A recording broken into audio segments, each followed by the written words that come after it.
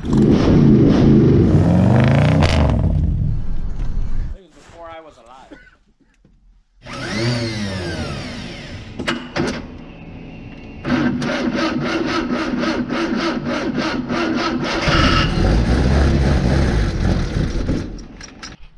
All right, I got a hold of LMC and I got me a new quarter panel. Oh, it's not a quarter panel. Right, Mav? Right. No, I got me a new rocker panel for the V8 S10 there, that 87 I've been working on. Just because I think it's right up in this corner where it comes up in front of the door. This whole panel started getting rotten away and got really soft. I kind of pushed into it and looked inside, and it's just eating away and getting really paper thin. So I just decided I'm just going to go ahead and order me up a new patch. So I'm going to start trying to do some body work on this. I've never done it before, and I just went to the Menards, spent about 80 bucks on pretty much everything I needed. So let's get started. We're probably not going to do the rocker today, but I got some other little bits and pieces that I want to be practicing on before I go ahead and cut something about this extent out of it. So let's get started. Alright, so we're up here in the garage, and you can kind of see where I tried, just kind of closing the holes with the welder. And it's just so paper thin that it just wasn't working good. The other side is just as bad. Well, I got some crap in the way here. It's just kind of starting. So I want to just take care of that right out of the gate. And I got that extra cab that I sold all the bits and pieces off of. And, I was able to just kind of go up there, and I just took the Sawzall to it just because it just need to be rough cut. But the backside, I mean, it looks to be in really good shape. So that's where I'm going to start.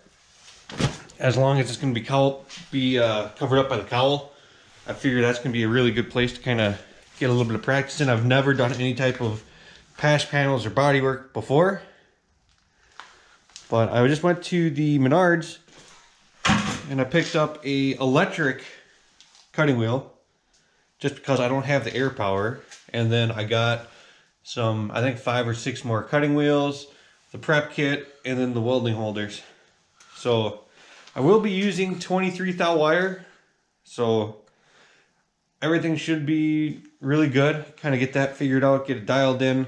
I did cut the entire roof off the extra truck just because it'd be nice to have some practice pieces and just kind of cut them into strips. Kind of do some butt welds and corner welds and just kind of get everything fine dialed in before I go ahead and just jump into it. But it's still mid-late December now. It's a little chilly out here. I'd say it's probably 30 degrees or so. So I'm just going to get the heater going. It's a little noisy. And I will get back to you about halfway through. Alright. Alright, so pardon the noise of the heater, but so what I did is I just took an old caliper that was sitting up here, and I used the space coming off of this first opening as a template. It kind of went back a couple inches, kind of traced the line there, and then moved it back, traced the line there. I moved it to the same and did it on the piece here. So that'll be the section I'll be replacing. It's just kind of this piece right along in there, and it'll be from this far line down to that line there. So it'll just be this section right here is all that's going to get replaced. I know it's a little iffy up on top here, it's just kind of, but I feel like, I don't know. We'll see how this goes before I go back any farther, just because I do have a little bit extra right here. Or I got this whole square right here that you can flex around and whatnot, and you can make it and bend it into place. I mean, you're not going to be able to see it, so pretty much anything goes right now. But I did plug in the cutoff wheel. I'm actually really surprised at how smooth that is. But again, that was about 35-40 bucks. And then the wheel kit was another 10, the prep kit was another 10, and the magnets were another 10 because the holiday season, everything was on sale. So I feel like that's going to be pretty much everything I need to do this job. And I'm a little nervous, but I'm excited. I'm gonna be more nervous when I get to the, you know, the rocker panels, but hey, man, I gotta do it sometime. And now's the time to do it, so. All right, I'm gonna start cut that section out, and then I'll probably just cut some strips and this and that and get the welder kind of dialed in on the extra piece that I got sitting there for the other side, because I gotta do the same thing on the other side. And you can kind of see my little template right there. So I can just kind of make some lines, put a straight edge on it, and I can just draw it with the Sharpie. And then I can just put the arrow as in like cut on the opposite side of the line here, or cut on that side of the line, and just kind of go from there. Just try it out. Yeah. Alright, so I got my first piece cut. I just kind of rough cut it out. And pretty much I'm going to make it go right to that flat. And it's just going to kind of go right up there. And it's going to pretty much go straight back to about right there. So I can get this piece prepped, lay it down, trace it out.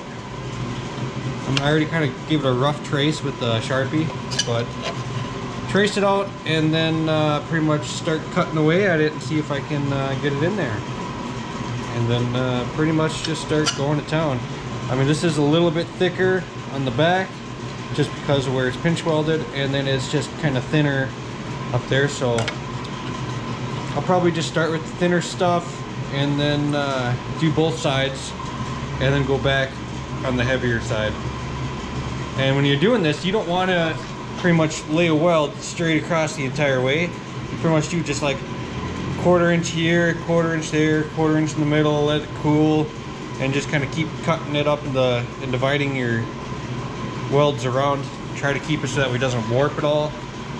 The bottom section here where it's pinch welded, that's going to be a little bit of a different story, just because it's a little bit thicker. You can still probably do the same method. You just got to have your amps turned up a little bit higher. I'm still going to use the 23 wire, but for right now I think that that's actually looking pretty good. So I'm just going to keep going. Alright, so I got the chunk kind of cut out here. Here, I'll grab it quick. You kind of see that the back side of it was actually pretty rotten. So that's gonna just kind of, and you know, this one here is in really good shape, and I got it so it just perfectly fits inside there. Now how I usually do it is I'll put a little bit of an edge for it to kind of set into. I'll do the opposite on the other side, so that way you can just pretty much set it in and it'll sit pretty equal. So I'm gonna fire up the welder, get this side kind of done with, and then move on to the other side. All right.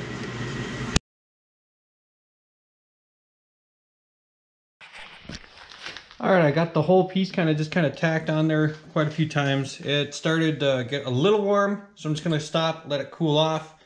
That way I can make it so it doesn't really warp too much. Otherwise, the alignment of it, everything looks actually really good. I'm actually really surprised at how well it's doing. This is my first time ever really doing anything like this, and I've never welded anything this thin before. So yeah, I'm just gonna let it sit for, I don't know, 15-20 minutes, let it really cool down, because it's actually really pretty hot. So yeah, I'll just keep going at it here then. Otherwise, this is gonna be the finished product. It's not the greatest, but it's my first time, and I'm actually pretty surprised on how good it actually did come out.